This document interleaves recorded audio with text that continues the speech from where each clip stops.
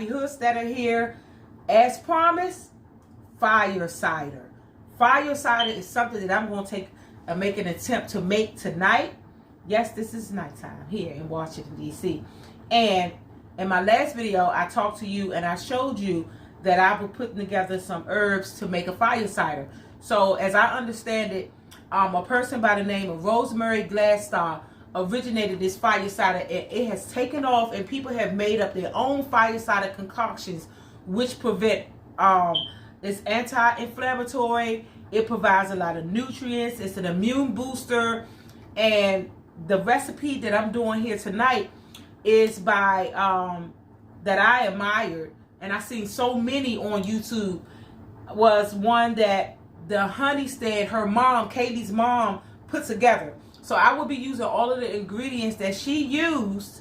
As you can see here, I will be using those ingredients, but I will be leaving out the cranberries because I could not find any cranberries. I barely found what I found in the supermarket. So what we have here is jalapeno peppers. We have pomegranate that I'm going to be adding into the fire cider. This is here is a horseradish root. You can come in closer and see this. This is some fresh thyme. That wasn't in hers, but I'm putting it in mine. This is fresh rosemary. Ginger we have here. We have here 3 navel oranges. We have lemon. And I will also be adding, bam, lime. Red onions, more peppers, and some turmeric. Fresh ingredients. Also, we will be adding in some garlic cloves and some Bragg's apple cider vinegar. And you want to get this, if you make this recipe, you want to get this with the mother. So it does not have to be Bragg's, but it should be vinegar that's organic and or with the mother. So what I'm going to do is I'm going to go ahead on and I'm going to cut these ingredients up. I'm going to slice them, dice them, grate them, you know, just to get them here in the jars. And oh, and don't forget your ball jar. So this is a half-gallon size jar. So I don't know if I'll be able to get 1 or 2 out of this. And I was looking for the gallon bottles of vinegar, but I couldn't find nothing but these. So you already know what's happening in the grocery store. So you know, I don't know. I did what I could. And so this is what we're going to be working with tonight.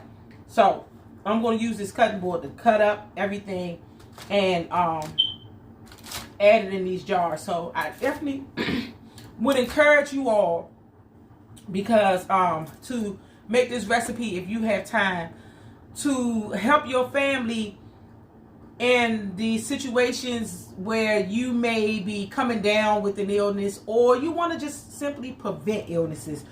As you know, some of the hospitals are crowded. You know, being in the urban community, calling 911, the ambulance are not responding because they either have shorter staff, or they just cannot respond to people in a timely manner, or they have too many calls and they prioritizing them. I don't know. But one story was a lady who had a heart attack, and she was in Maryland. I'm in the DMV area, DC, Maryland, and Virginia. And the lady was like 78 or was it 87? I'm not sure, but you can look it up.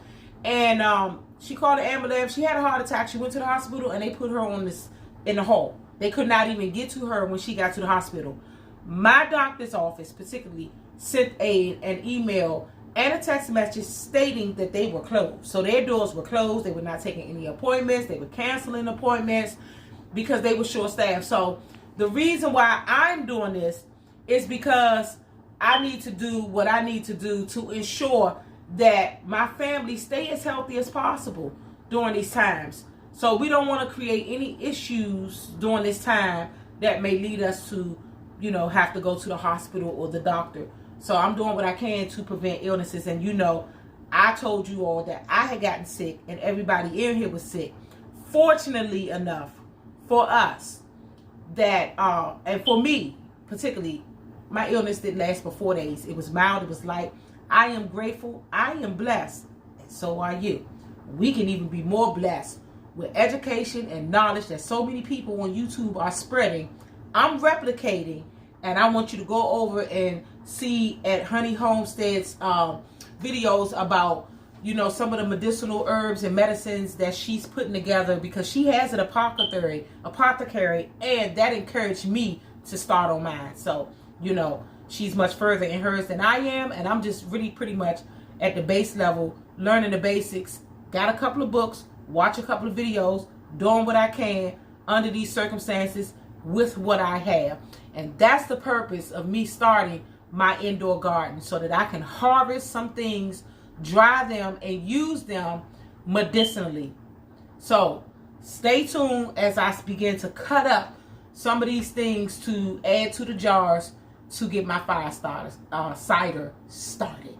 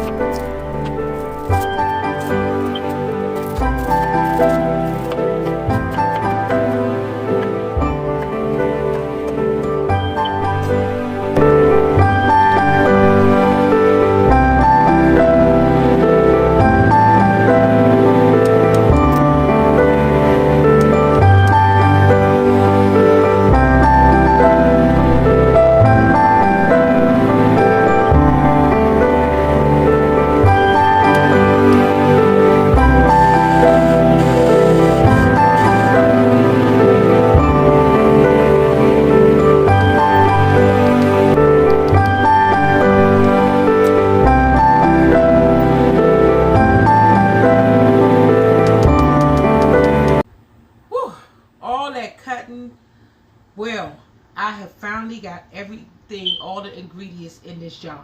As you can see, this is a pretty looking medicinal Fire Cider. Very, very beautiful. Very colorful. And it is packed with immune boosting properties in all of the things that I have in this jar. So now, one of the last steps after you fill your jar and get it jarred up with all of the herbs and everything that you put into your Fire Cider is to add the Bragg's vinegar. So I'm going to do the honors and I'm going to pour this Bragg's vinegar. Stay with me.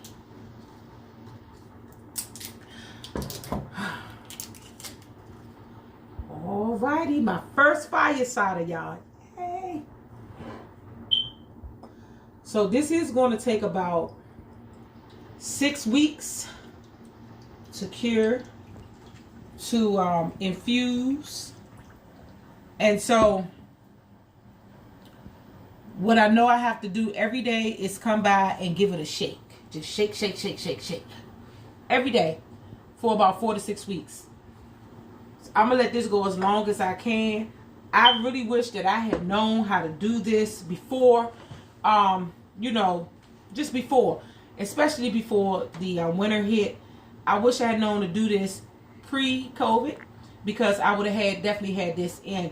But nevertheless, whenever you can learn something or build skills or develop a skill, do it, because then you'll be ready for the next time. So now I'll add this into my list of things to do prior to, you know, the winter season, or just always have in my cabinet. So here we go, pouring the other jar.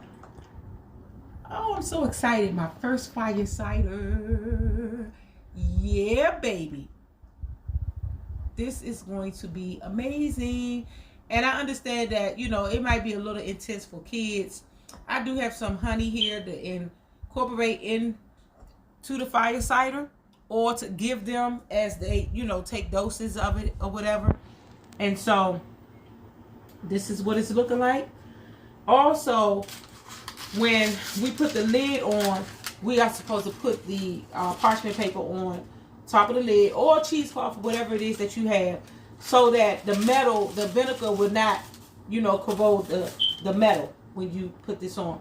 So I just want to sit back and have a brief conversation with you before I wrap up this video. And what I have learned from Momma Honeystead is that some of the properties the medicinal properties and some of these things that I just want to share with you. And I know a lot of you all know. I didn't know. But there might be somebody on here who don't know. And I'm sure it's more medicinal benefits than what I'm going to name, because I just wrote a few down. So the lemon, limes, and oranges, which is citrus, has vitamin C, magnesium, potassium, thiamine, and folate. It is an antioxidant and it builds immunity. So all of these things in here helps build immunity. The red onions reduce inflammation and is immune boosting as well. The garlic has magnesium, vitamin C and B, and it's an antioxidant also. The jalapeno peppers that's in here have carotene, vitamin A, vitamin C, and vitamin K. The horseradish root protects the body from cellular damage, she said, and it lowers inflammation and help heal wounds, which is amazing. Ginger helps prevent illnesses and is good for pain and arthritis. And also the pomegranate has vitamin K and it fights bacteria also. So I think all of these things can be beneficial to one's health. Whether you are someone who suffers from an illness and or someone who wants to prevent an illness, or someone who just simply wants to feel better when they're ill. So the ingredients I used in here, and I'm going to go over it again, is 1 lime, 3 lemons, 3 navel oranges, 1 blood orange, 3 red onions, 16 cloves of garlic per jar. I didn't put that many in each one of my jars, but this is her recipe. 9 jalapeno peppers, 6.5-inch piece of horseradish root, 3 to 6 inches of ginger root, 6 red radishes, 2 pomegranates. I used 1. Rosemary, turmeric, and a gallon of apple cider vinegar with the mother. I added thyme into mine, and I also, something else I did. I only used 1 pomegranate. I said that. And so, yeah. And I'm sure you can tweak this recipe any way you want it. But I also wanted to pay homage to Rosemary Gladstar, who I name out here, that goes around so much, who actually originated this Fire Cider recipe, as far as I know. And so there we have it. So stay with me. I'm going to jar this up in this video. And I hope you all are well, be well, and remain safe.